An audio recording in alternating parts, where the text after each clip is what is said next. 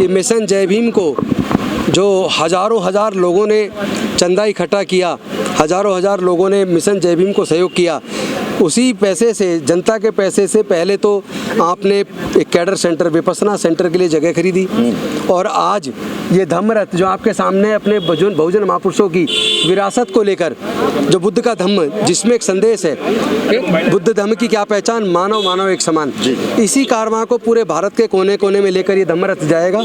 Mission जय भीम की team इसमें जाएगी, बौद्ध भिक्षु जाएंगे और पूरे देश के अंदर जो नफरत का वातावरण है, जो जाति और धर्म के नाम पे उन्माद है और जो घड़े छूने पे हत्या हो रही है, मुंह चरखने पे हत्या हो रही है, इस सब का खात्मा करते हुए भारत में, भारत के संविधान को, सब लोग संविधान के प्रति आस्था रखें, तिरंगे के प्रति आस्था रखें, भारत को एकजुट करें, विविधताओं को खत्म करें। जो अपने अंदर जो ये नफरत का माहौल है, ये जो छुआछूत और जातिवाद है, इसको पूरी तरह मुक्ति पानी है। यानी छुआछूत मुक्त भारत, जातिवाद मुक्त भारत, शोषण मुक्त भारत, महिलाओं का उत्पीड़न मुक्त भारत और किसी का धर्म की वजह से, जाति की वजह से हत्या ना हो, एक ऐसा भारत बनाने का संकल्प करते हुए, बुद्ध के धम्म के रास्ते पर चलते हुए, ताकि सबके लिए समता, स्वतंत्रता, बंधुता और न्याय सुनिश्चित हो, सबके लिए प्रज्ञा हो, शील हो और करुणा हो, उसी को लेकर ये धम्म रथ पूरे देश के सभी राज्यों में कोने कोने में जाएगा। हमने इस देश में ऐसे रथ देखे जो मंदिर आंदोलन पर निकले थे और फिर उसके बाद कत्लेआम हुआ, देश के टुकड़े हुए, बहुत सारा खून बहा। आपका धम्म रथ जो है वो जोड़ने का काम करेगा, क्योंकि मैं नारा आपका सुन रहा था कि जाति छोड़ो समाज जोड़ो, इस बारे में क्या ख्याल है? एक्चुअली देखिए, जोड़ने से भारत बनेगा, तोड़ने से भारत टूटेगा। और जो लोग भारत से प्यार करते हैं, जो लोग डॉक्टर बाबा साहब अम्बेडकर से प्यार करते हैं, जो लोग भारत के संविधान में आस्था रखते हैं, जिनके मन में तिरंगे के प्रति इज्जत है, वो कभी भी जाति के धर्म के नाम पे उन्माद नहीं करेंगे, वो कभी भी देश को तोड़ने की बात नहीं करेंगे, वो देश को जोड़ने की बात करेंगे।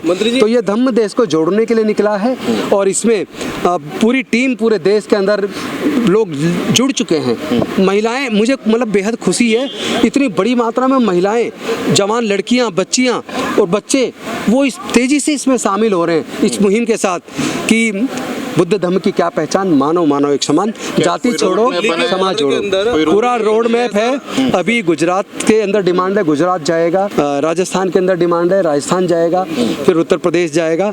इसी तरीके से पूरे देश में ये भ्रमण करता रहेगा। अशोक विजयदशमी के दिन 2025 को 10 करोड़ लोग अपने बुजुर्गों की सांस्कृतिक विरासत में घर वापसी करेंगे, बुद्ध के धम्म की दीक्षा लेंगे, अपने बुजुर्गों की सांस्कृतिक विरासत में वापस आएंगे। हिंदू राष्ट्र का बहुत एक हल्ला है कि हिंदू राष्ट्र बनाएंगे।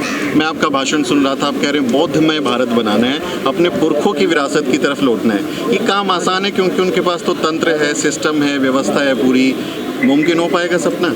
हमारे पास बाबा साहब है, हमारे पास बुद्ध है, हमारे पास न्यायिक विचारधारा है, हमारे पास समता, स्वतंत्रता, बंधुता और न्याय का रास्ता है, हमारे पास संकल्प है, हमारे पास ईमानदारी है, हमारे पास समर्पण है, हमारे पास समाज के लिए, देश के लिए और भारत के संविधान के लिए मर मिटने वाले लोग हैं। हम ये जातियों को तोड़ के एक ऐसे भारत का निर्माण करेंगे जो एकजुट हो, जो सशक्त भारत हो, प्रबुद्ध भारत। सवाल मेरा विजयदशमी पर कुछ कर रहे हैं आप लोग कुछ? हाँ, अशोक विजयदशमी पे 5 अक्टूबर 2022 को डॉक्टर बाबा साहब अम्बेडकर के भवन पे, जिसको उन्होंने अपनी बौद्ध महासभा के बैनर से वो आयोजन होगा, मिशन जय भीम उसका पूरी मजबूती के साथ साथ देगा और उसका आयोजन बहुत सुंदर तरीके से होने वाला है। आपने इसमें एजुकेशन की बात कही, आपने इसमें बिजनेस की बात कही, कहीं ना कहीं समाज के लोगों को जोड़ने की, तो सर उसके विषय में सर क्या आपकी जो है वो? देखिए, पूरा एक रोड मैप बना है सर पूरा, क्योंकि सर धार्मिक रूप से तो सर बहुत सारे रथ और पद यात्राएं निकलती है, लेकिन आपने एक बड़ी चीज इसके अंदर ऐड करी है सर, उसके विषय में सर थोड़ा विस्तार से। देखिए, मेरा ये मानना है कि जो सरकार अपने देश के लोगों के लिए पढ़ाई लिखाई की सरकारी खर्चे पे व्यवस्था ना कर सके, जो सरकार भारत के लोगों के इलाज की व्यवस्था सरकारी खर्चे पे ना कर सके, जो सरकार भारत के युवाओं के लिए रोजगार के अवसर उपलब्ध ना करा सके, जो सरकार जाति और धर्म के नाम पे फैले उन्माद को खत्म ना कर सके, ऐसी सरकारों को भारत के लोगों को जरूरत नहीं है।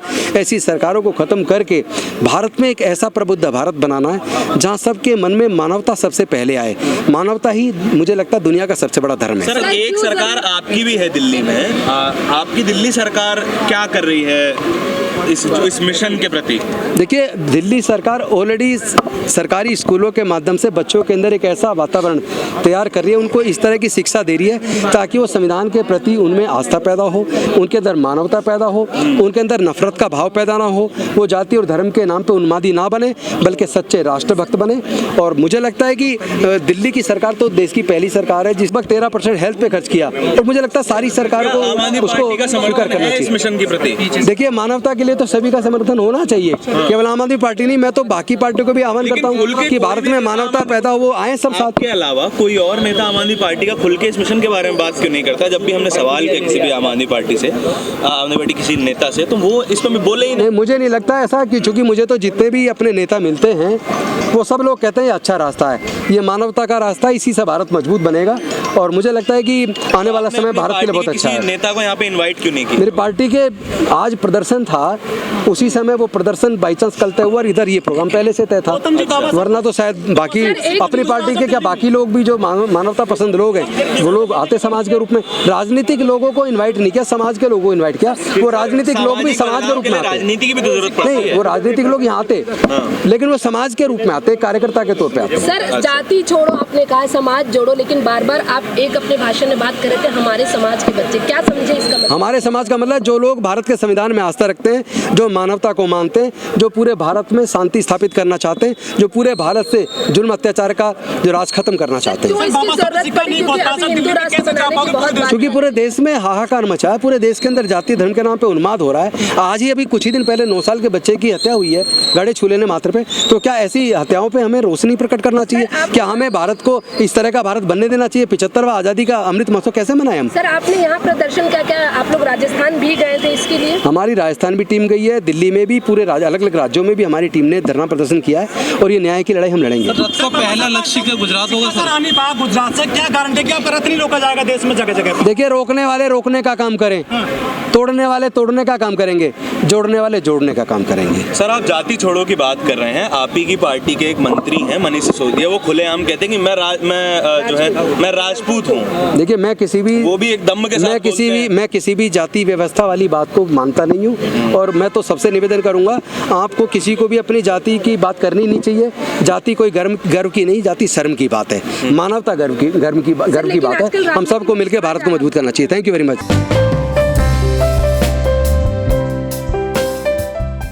भारत के किसी भी व्यक्ति को इनसे सर्टिफिकेट लेने की जरूरत नहीं है।